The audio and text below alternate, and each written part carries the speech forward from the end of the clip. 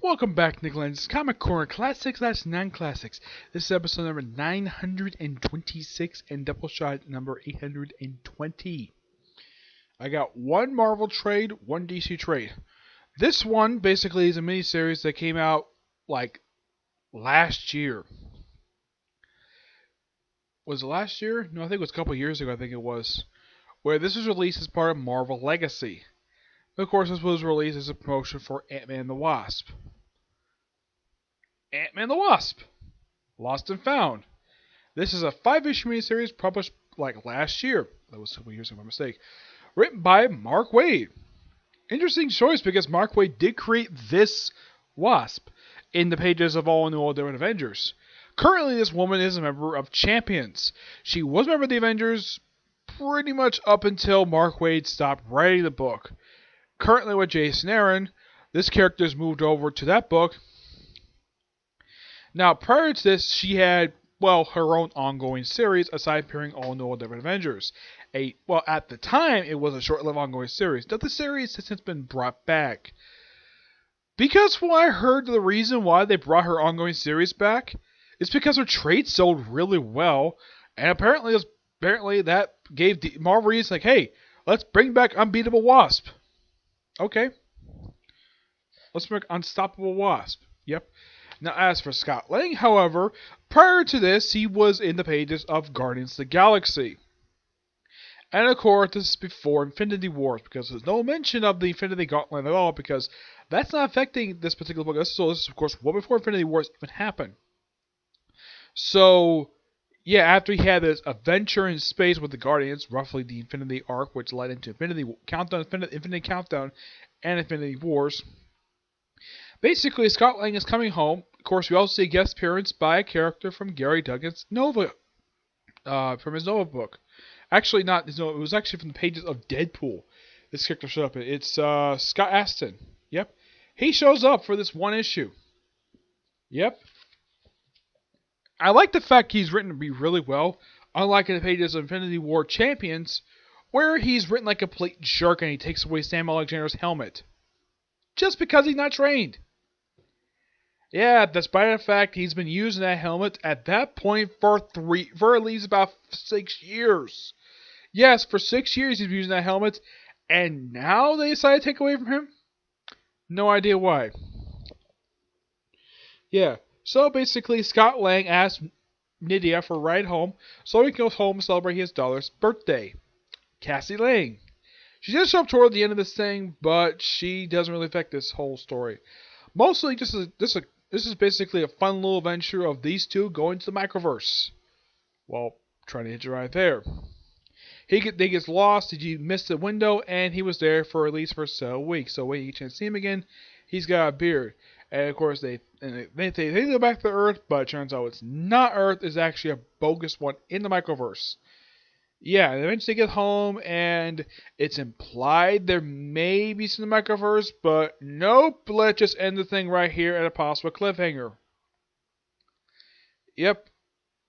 But this overall was a fun little mini-series, and I do appreciate Waid doing a fantastic job with this series. Now, when I heard this mini-series coming out, I'm like, yeah, I'm definitely going to check it out because I love these characters. Now, Scott Lang himself has had his own solo book. 2 of them. First, and both of them written by Nick Spencer, the guy who currently writes Amazing Spider-Man. Yep, that same guy. Though he also wrote Superior Spider-Man, and Secret Empire, and Captain America Steve Rogers, and Captain America Sam Wilson. I mean, Secret Empire, don't get me wrong, it is considered to be his worst book he's ever done, but at least a fantastic artwork. But when he wrote Scott Lang Ant-Man, it was a fantastic book. I don't know why Marvel canceled this book for. It's so stupid. The fact Marvel canceled this book after, his second book after only 13 issues.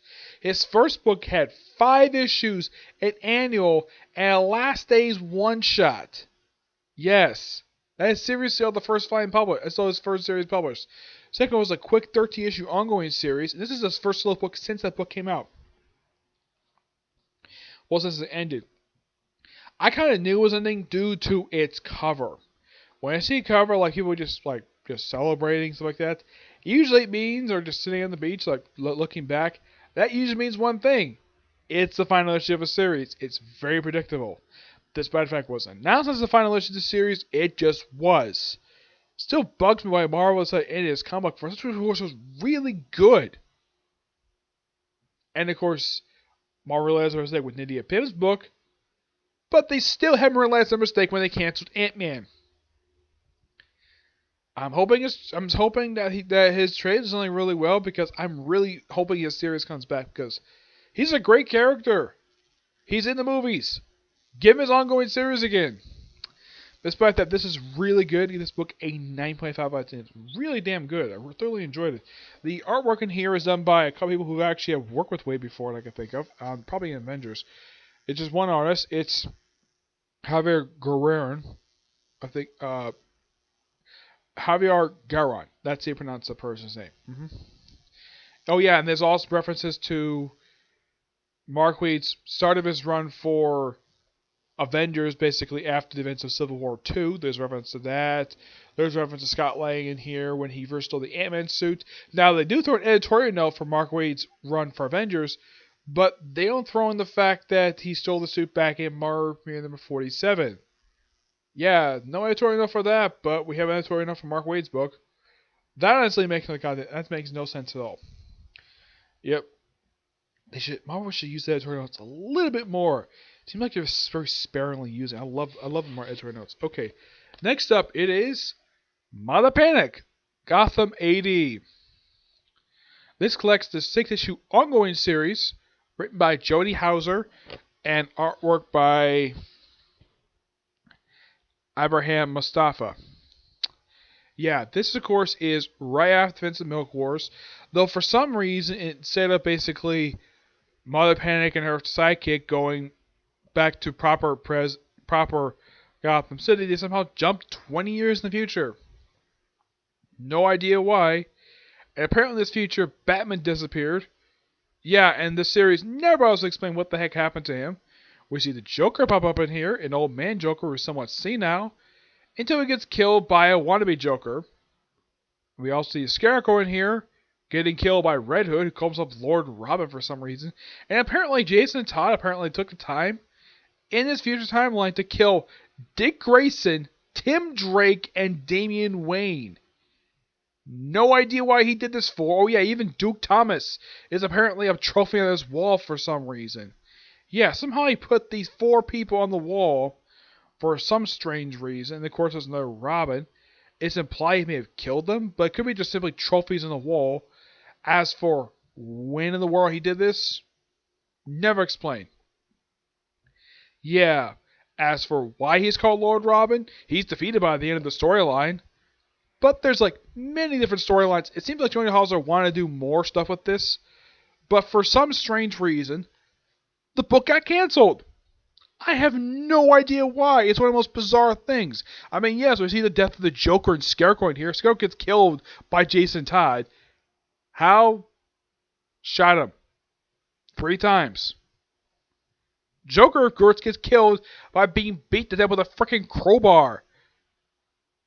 Is Jason Todd still mad at him for that? Beating him with a crowbar. 20 years in the future. Apparently he is. He's never forgotten it. Yeah. And of course, it shows off in here that Violet Page, aka Mother Panic, is bisexual. Yep. That's somewhat explored in here, not very much. It kind of feels as though when you read this particular series, because it's a follow-up to Mother Panic, that Jody Houser wanted to do a bunch of different storylines. But by issue 6, she managed to wrap up 1. And that was a fight with Jason Todd. I don't want to call him Lord Robin because it's a stupid name. He calls himself the last of the Robins. Seriously? Then what are these 4 Robins on the wall? Are they your trophies? It's implied from like look at these characters, they look like they're dead. But if they're dead, how are they still looking exactly the way they were? My only guess that he probably taxidermied them. Yeah, but why in the way we did this for? Yeah, seriously. When you finish reading it, there's a boatload of questions basically you want to ask. But the series got canceled. Possibly due to low sales. Yes. Apparently DC wanted to access a particular line for some reason. And apparently Doom Patrol is still continuing. That's why like this book and like every other ongoing series from Young Animal all got axed after Milk Wars as they were relaunched after 6 issues. Yes. 6 issues. This is a good comic. I don't know why this was cancelled. It's presumably low sales, but I've never heard of a reason why for this. When I get a chance to meet Jody Hauser, I'm going to ask about that. But this is still good. Give this book a 9.5 out of 10. It's thoroughly enjoyable book. It kind of feels as though that Jody Hauser really want to do more with this book. That's what kind of feel is about this. She wanted to do more. Like there was like a potential for several other story arcs in here, like explain what happened to Batman, like the whole thing with Dead Robins, and the thing with her brother. I'm like, I didn't know she even had a brother. I mean, the most interesting happening is she rescued her mother from Arkham Asylum, of all places. As for why she was there, the book never explains why she was there. It's implied she would have been crazy. Oh yeah, Ratcatcher's still in here as well. Yeah, apparently he put on some weight over the years. He looks like he hasn't aged very much in 20 years. For some reason. Yeah. It's a particularly very odd book, per se, but it's well written.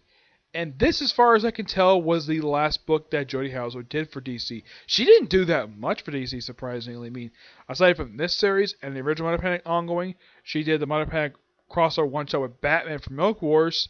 She wrote the one-shots for Just Like America.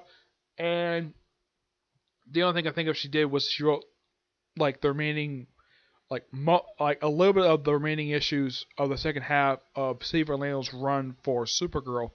Like starting issue 13. She started with that book. She did pretty much co-write the book for mostly from that point forward, skipping one issue up until the very end before the book had abruptly sort of been canceled, but it was brought back recently with Mark Andrego as the writer. Yeah. Excuse me. What is Jody House doing now? Currently, she is just doing the Star Wars Age of one-shots. First was Age of Republic. She did first. She wrote all those one-shots, and currently she's doing the Age of Republic one-shots, and apparently she's also going to be doing the Age of Resistance one-shots. Yeah, that's all she's doing now is one-shots, which I'm like, really, Marvel? You have a fantastic writer on your hands. Give her an ongoing series. Why? Because Amazing Renewed Vows, you cancel that book because for reasons. It seems like ever since they canceled the book, seems like she hasn't done much of anything aside from doing one-shots. I mean, she hasn't booked for Valiant in quite some time. Nope, she hasn't. I mean, almost all the books she did for Valiant were all related to character Faith. Yep, that's all the books she did. I read all of them, all really good. DC, not much. Yeah. 2 ongoing series, actually 3 ongoing series she wrote. Oh, 2 she wrote by herself. She co-wrote an ongoing series with Steve Orlando, wrote some one-shots, and that's it. Her Marvel run, kind of the same thing, except that she did like 1 ongoing series, 2 mini-series, and a series of one-shots. And that's it. That's all Jody Hauser has done. I'm like, really, Marvel and DC? Yeah. This is the same problem with DC. You give her a great series like this, she basically had full reign in this series. I mean, she wasn't held back. She was able to do what she wanted because she didn't have the constraints of being tied down to regular continuity that much. But yeah, it seemed like I even love the designs. Like they explain here, like she's able to finally use the Joker in here, but I kind of feel as though there was still more story she wanted to tell here. But with the series being canceled, nothing else is done with it. Okay? So, that's it for this particular review. Stay tuned for my next review, which is a review of the newest chapter of My Hero Academia. Yep. But do see you next review. Bye.